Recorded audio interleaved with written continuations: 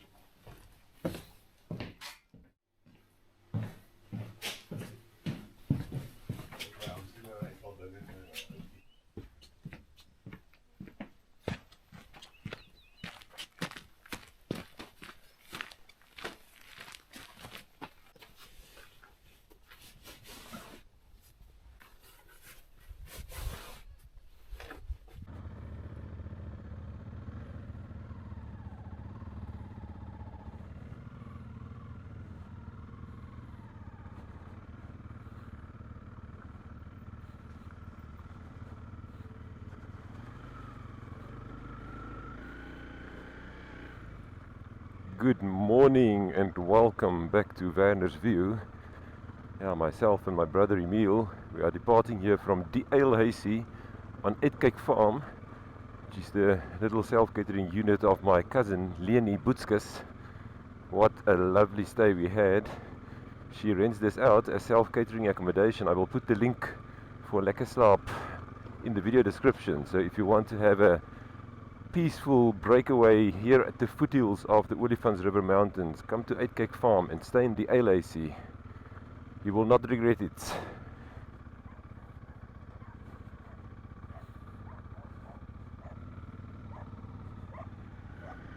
Now we are continuing with the Brothers series.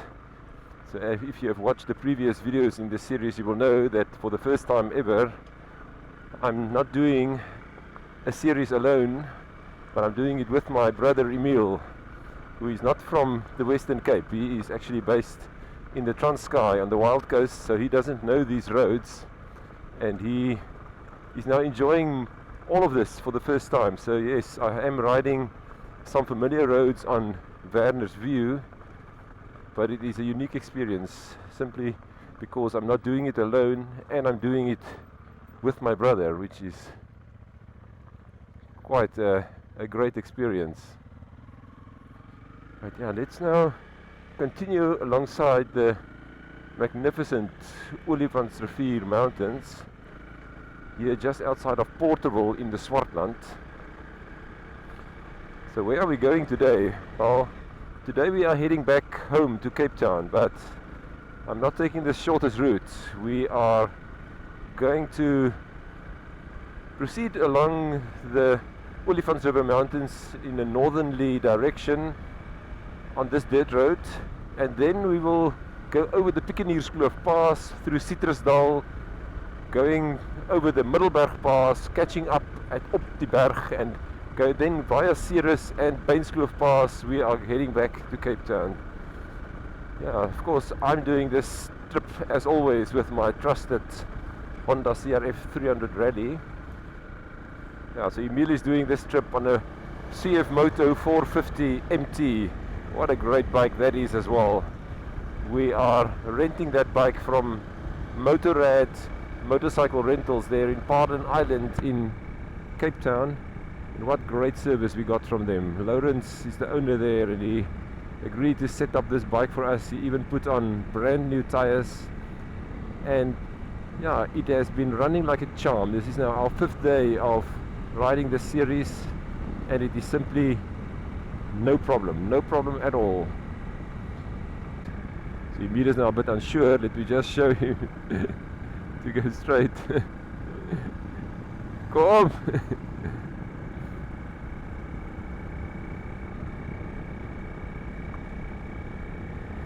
Yeah, thanks again for joining us on this trip. I hope you will enjoy it.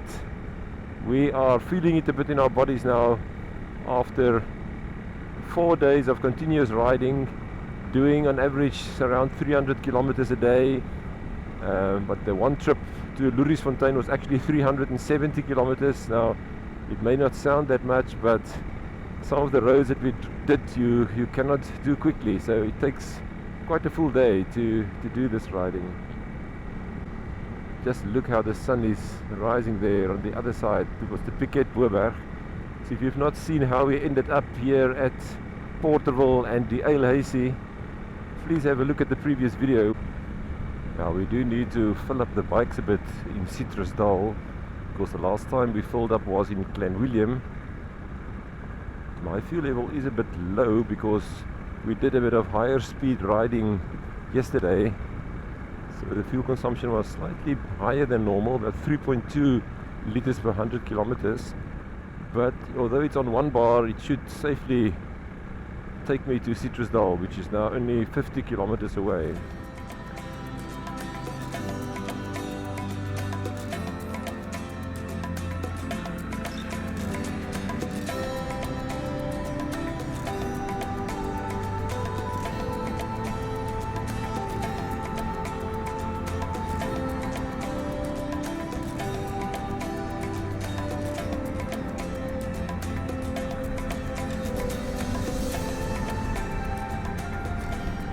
This was now quite a pleasant dirt road start for the morning.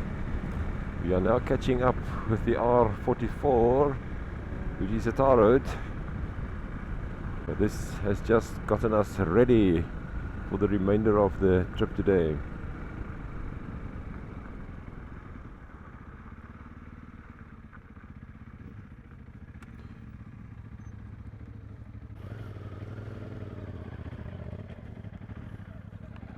Okay,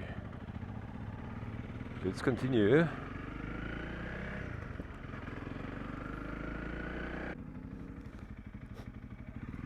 Yeah, the N7 looks really quiet this morning. It is a road that can become very busy. It is of course the main road that goes to Namibia. It's also called the Cape Namibia route. Yeah, we have now just passed the turn off to the town of Piekenierskloof. Now, Piekenierskloof is an important town because that is where the railway line from Cape Town basically terminated in the early days. So that is why the pass that we're going to take now, the Piekenierskloof pass, or the route up the mountain here, is so important, because it was a vital economic link to make sure that goods are transported from the railway stop over the mountain and then further into the interior of the country. So, who built the Piekenierskloof Pass?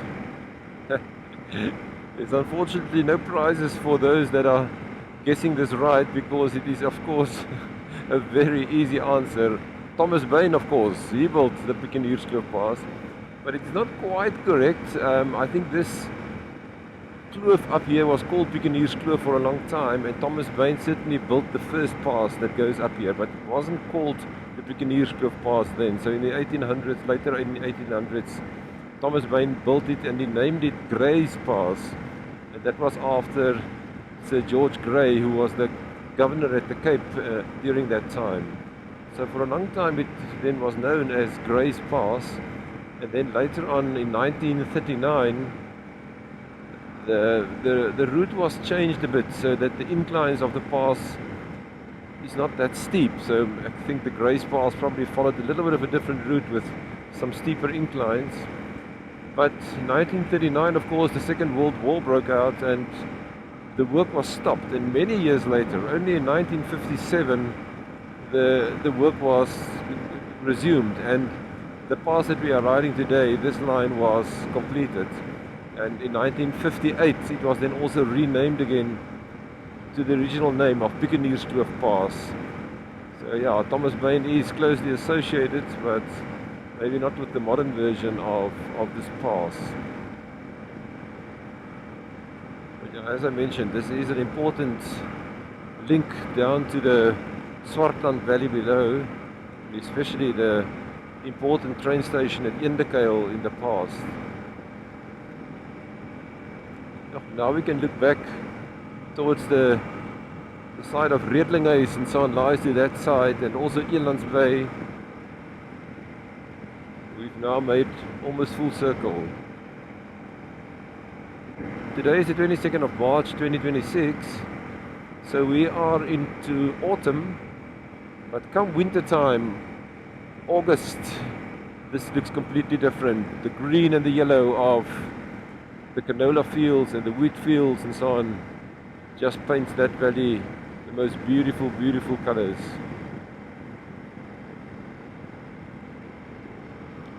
Oh, we've now made it to the top of the Piekenierskloof pass. It took us up 519 meters from the valley floor. So it is quite a significant climb over the 11 kilometers or so that the total distance of this pass goes. I just need to get past Emil. I think he might not quite know which direction to go. This is a place where I can actually pass, so let's pick up a bit of speed.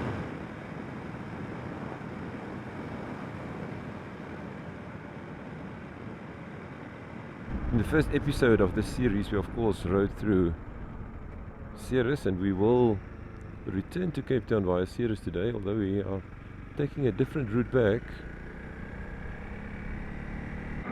So we will now cross the, I almost want to say infamous Olifants River again, but I say it's infamous because this river tends to flood its banks every winter. And especially this part of the road where we are riding now, gets flooded away, and then this town of Citrusdal is effectively cut off from access to the N7 and then to Cape Town and so on. And the only other route to Citrusdal is actually the one that we're going to ride today, which is quite a tricky dirt road and a pass, the Middelberg pass that you should take. So this is all newly built. So let's hope that this year the reconstruction work is good enough to prevent it from being swept away again by floods of water when this Olifants River comes down. We are now entering Citrusdal. Now Citrusdal is not called Citrusdal for nothing.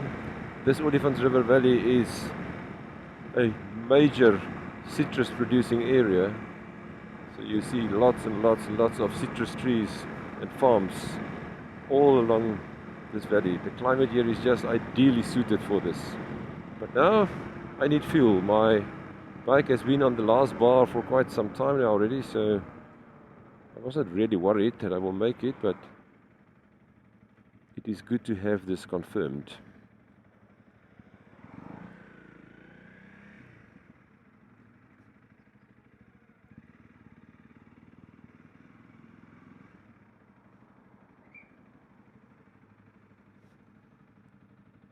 We are continuing on the R303 straight through the town of Citrusdal. You can see that fires rage through this area as well. But it is quite a narrow bridge. Must be make sure to get the right line. And quite abruptly we are onto the dirt roads. So you make the turn to Bainskloof to the right here, but we are keeping straight to ride this Bainskloof pass a bit, and then that will link up with the Buffelshoek pass. Come Honda CRF 300 rally after, what is it, almost 1,400 or 1,500 kilometers in this series. We are still going strong. Just look at the twists and turns here in front. That's what you want to see on a GPS when you are on adventure roads. So if I have it right now, we have started the Middelberg Pass itself, but it's the Bainskloof that we can view here from this section of the... We just get to this side of the road a bit. Yeah, look at this beautiful, beautiful kloof down below here. But it's also the vital link then from the Olifants River to the Bokkenveld. So we will now descend into the Bokkenveld once we cross the Middelberg.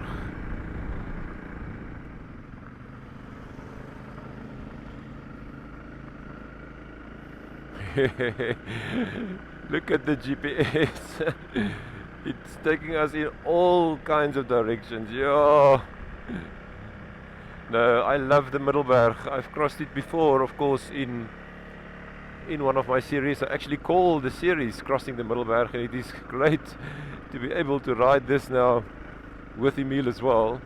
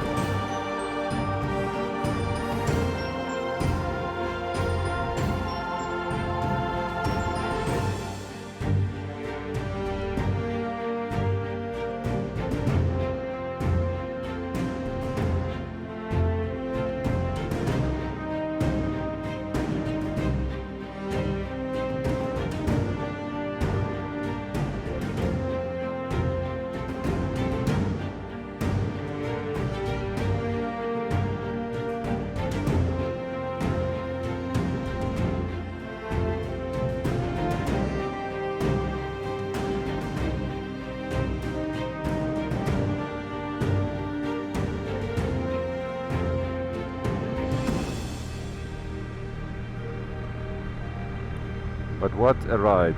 Your Middelberg Pass from Citrusdal taking us down into the Bokkeveld Valley. Simply spectacularly beautiful. And this is the last little bit of dirt road that we are doing on the Brothers series.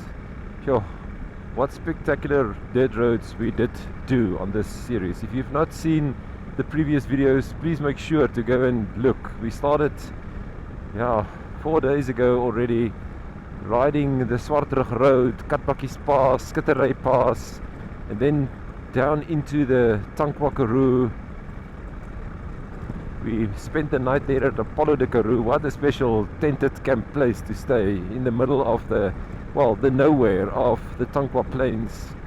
And then we took the road to Sutherland to then descend again down the Roggeveld Plateau again. Spectacular. Oberg Pass. I suppose Oberg Pass is probably the highlight of the Tankwa Karoo. Or you can maybe argue Ghannaga Pass, which we did next. We went straight through the Tankwa National Park to go up the Roggeveld Plateau again with Ghannaga Pass. And then we took the dirt roads via Middelpost to Calvinia and Lourensfontein. I think the most beautiful dirt roads we got was those roads to Lourensfontein, and also the next day from Lourensfontein to Nieuwoudtville. That was just pure joy. There's nothing giving as much satisfaction as a perfectly prepared dirt road where you can simply ride without having to concentrate too much and enjoy the nature and the scenes around you. And then of course from Nieuwoudtville we went further south to the Botterkloof Pass. All of this dirt road through the Bido Valley, and probably the roughest roads we did is those roads from Wuppertal to Eselbank and Maatjiesrivier. Emil says it feels like he rode the Dakar Rally. That's how rough it started to feel for him there. But so beautiful. And then we took the dirt roads, of course, via Stadsal Caves, over the Uitkyk Pass to the Algeria Valley, and out of the Cederberg eventually to link up via the Klein Willem Dam to Klein Willem itself. And yesterday there was not that much dirt road, although we did ride over Piket Boerberg, Goed Verwacht, the small little dirt track. It's so much fun to ride up.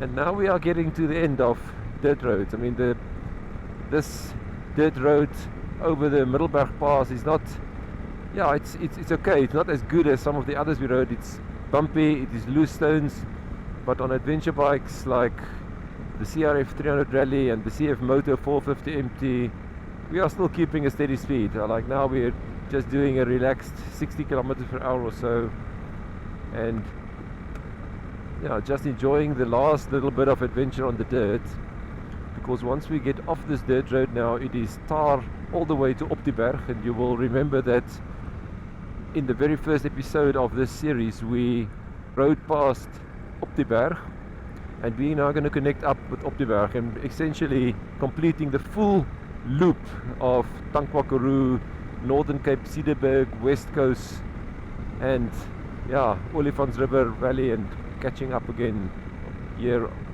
in the Kouwebokkenveld. Here it is, the last few meters of dirt road, and dirt roads are done for the Brothers series. So we will now pick up a bit of speed and find our way via Middelberg to the town of Ceres, where we will probably look for a bite to eat.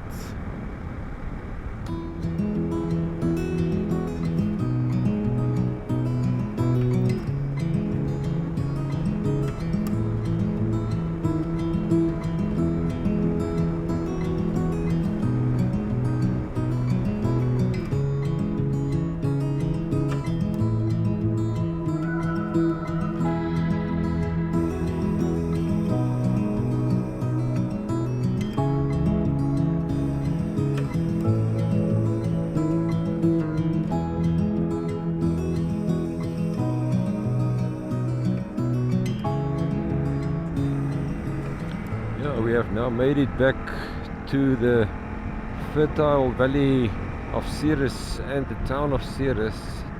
But yeah, I must say I'm feeling a bit tired now, and I think Emil will feel the same.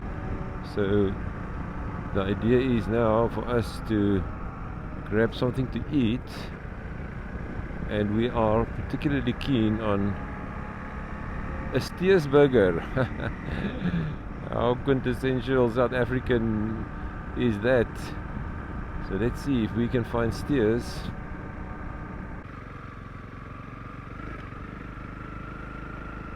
Let's see if we can park the bike here somewhere.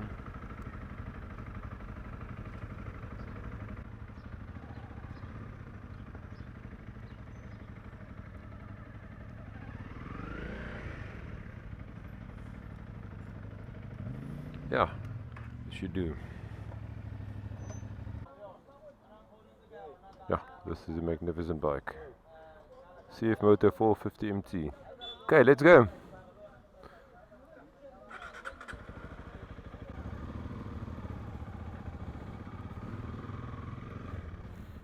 Okay, so let's leave the town of Ceres.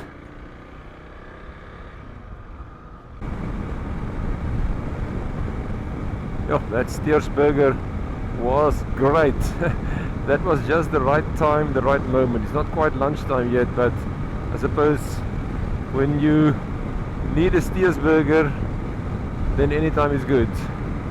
And that was a great one. Yeah, we've now made it to the turn-off of the Bainskloof Pass. It's only 13 kilometers from the Mitchells Pass, so yeah, just a quick hop to connect up.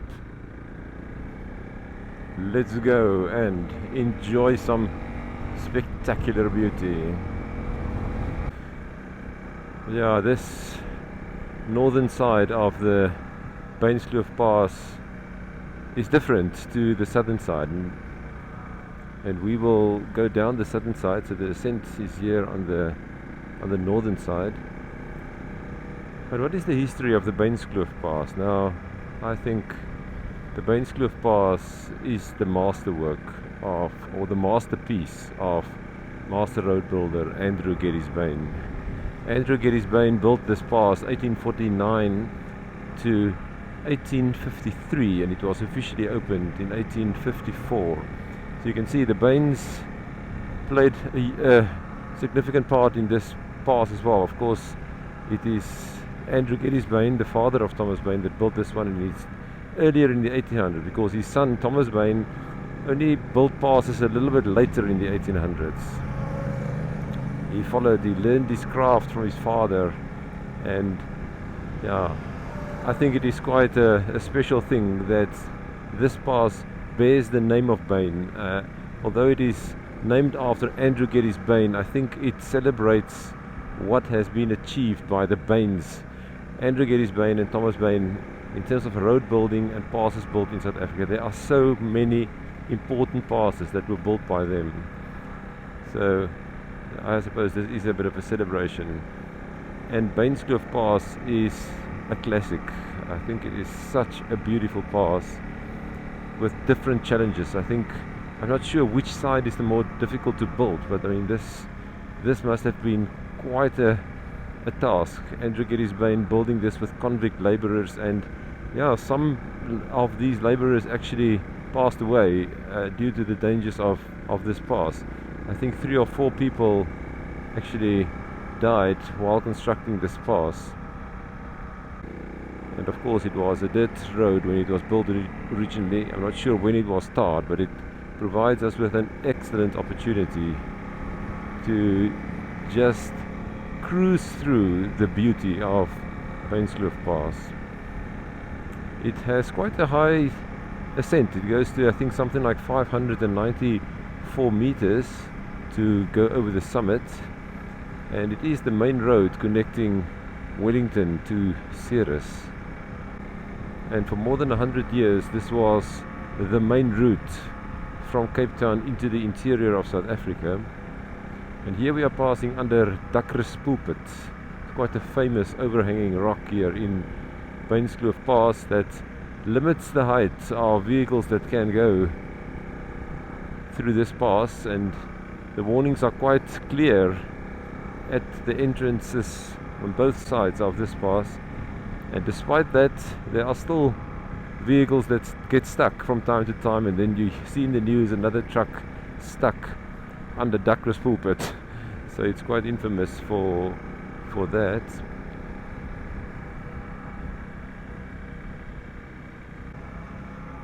But there's turns all the way. There's no straights in Bainskloof Pass. I cannot remember the exact length, but I think it's 20 or 21 kilometers. This is quite a long pass. To have built this in, what was it, 4 years, 1849 to 1853, I think is quite an achievement. And of course this stone technique to build it up is what the Bains have perfected, the dry stone wall building. So as far as I understand, these, you can see it here on the side, the dry stone work that is just paving the way here, or making sure that the road can pass here, is a very special technique, and the Bains used it to great effect. Oh, look at these features. So here the road had to be dug through the stone.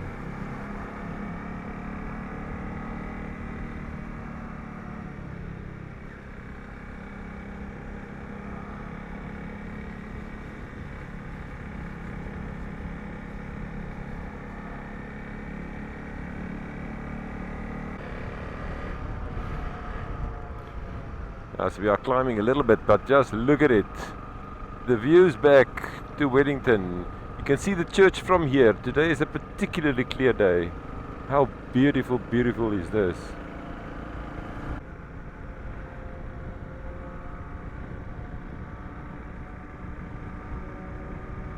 We have now made it to the beautiful town of Wellington. But yeah, there in front is the magnificent church of Wellington. Now the town of Wellington, this area has been settled for a very, very long time. It makes it one of the oldest towns in South Africa. There was already some settlements here by French Huguenots in 1688, when they called this the Limite Valley, or the Limit Valley. So that was the limit of the frontier that started now in Cape Town. But yeah, that's long ago, 1688. And then later the name of this area was changed to the Wagenmakers Valley because of the number of wagons that's been made here. It was a prominent place for wagons to be made. Here is the coronation arch. Edward VII, when he was coronated after the death of Queen Victoria. So Queen Victoria, I think, passed away in, what was it, 1902 or 1903. But the park is named after her, the Queen Victoria Jubilee Park. Yeah, so Wagenmakersvallei, and then the town was officially established in 1840. And it was then named Wellington after the Duke of Wellington by Sir George Napier, and that was in commemoration of the Duke of Wellington's defeat of Napoleon at Waterloo. And in front of this church is a statue of the Reverend Andrew Murray. Yeah, beautiful.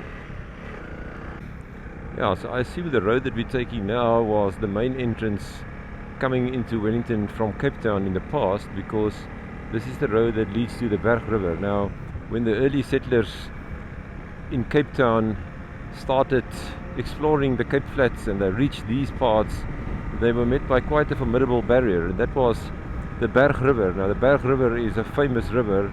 It originates here in the Franschhoek Mountains, and then it flows through the Swartland area all the way to the west coast, and it melts into the sea there at Veldrift, almost 300 kilometers away.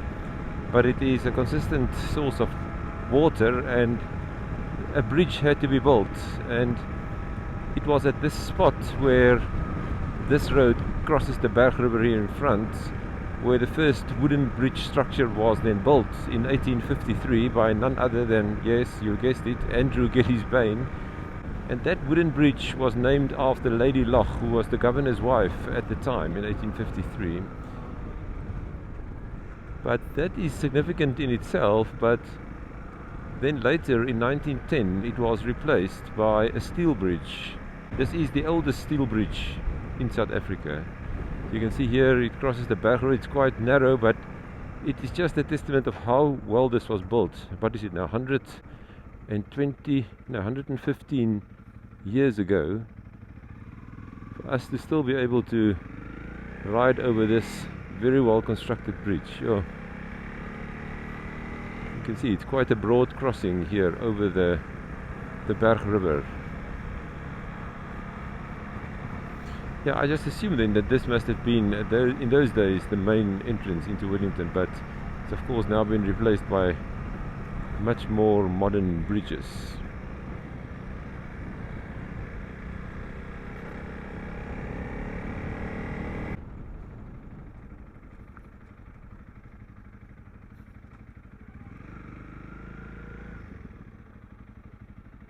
Now, Emil and myself made a stop here next to the road just outside of Wellington. We've just crossed the Lady Loch Bridge.